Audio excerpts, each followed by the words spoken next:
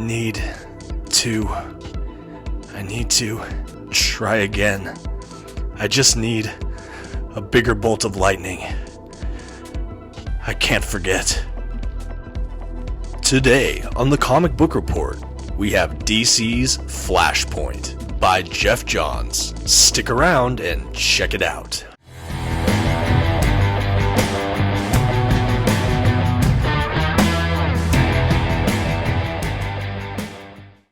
Greetings all, my name is Dominic and you're watching the Comic Book Report, where we review comic books and graphic novels so you can get an idea of what to read. Today we're looking at the event book Flashpoint, and I cannot wait to jump in.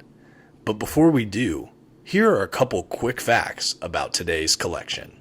Flashpoint was written by Geoff Johns and penciled by Andy Kubert. The issues collected in this volume were first published by DC Comics in 2011. This volume collects Flashpoint issues 1 through 5 and comes in at 176 pages. And right now I'd just like to issue a brief spoiler warning. I will be flipping through today's collection in its entirety as well as commenting on some of the plot points. You've been warned. Alright, here's a look at today's collection. Like I said, I have the standard size trade paperback of Flashpoint.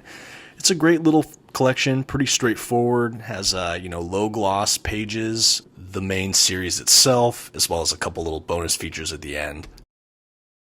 Now let's go ahead and take a look at it from the side. Check out that spine.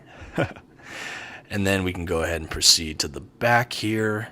Got some beautiful art from the collection, as well as a description, some accolades, and information about the book. Pretty standard, but well put together little trade paperback.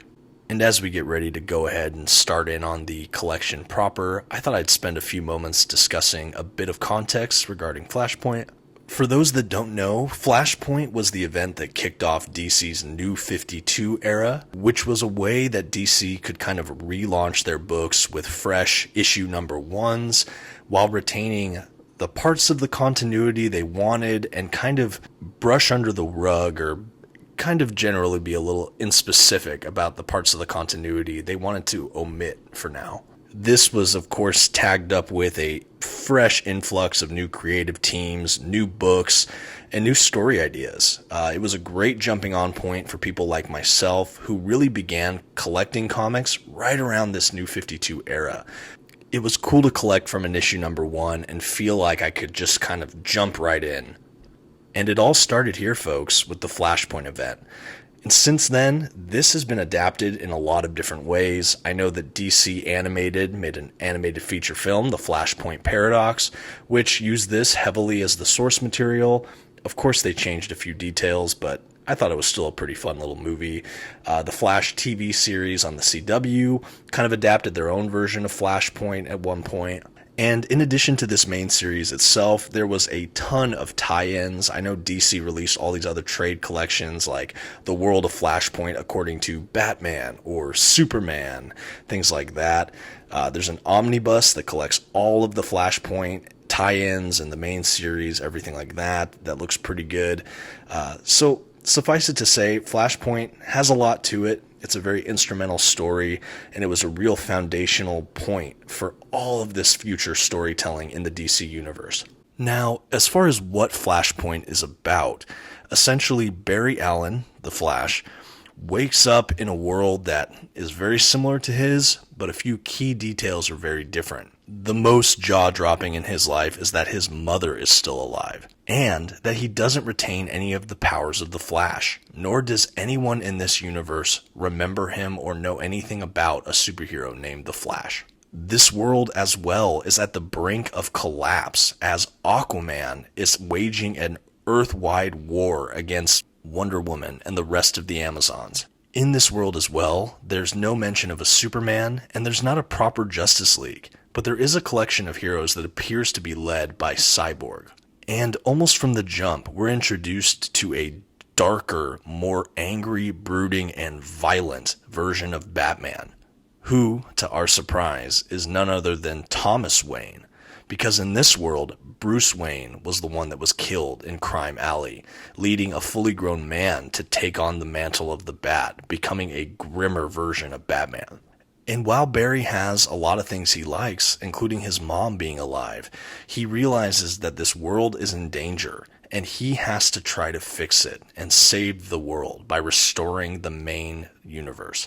And I don't know about you, but that is one heck of a hook, and I could not put this story down when I first had this in my hands all those years ago. As far as the creators go, at the helm is the incomparable Geoff Johns.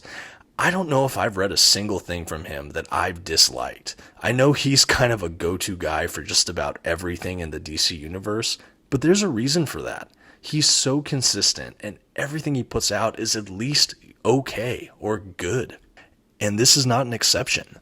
And then on pencils, we have the incredible talent of Andy Kubert, who, I'll be the first to admit, I wasn't overly familiar with his work before Flashpoint, but he gave me serious Jim Lee vibes, which honestly, that's my favorite penciler. And so to say that this guy was close to that is no small compliment from me. He has a lot of clean pencils and some very distinct character models, where everyone seems like they have their own personality and face, and it's just great. I'll admit, I'm a sucker for stories that have kind of a parallel universe or almost what-if feeling to them. I love seeing characters in a different light, or slightly skewed from their true versions. And honestly, this is one of my favorite parallel universe stories. Geoff Johns has such a rich world building that, like a lot of other great science fiction or fantasy fiction I've read, it has a lived-in feel to the world, but it doesn't explain everything. And it left me wondering how things got to this state, or just what happened in some of the more nuanced details of this world. That's where a lot of these tie-ins become pretty important and a lot of fun to read in their own right. But as for Flashpoint itself, it really stands on its own.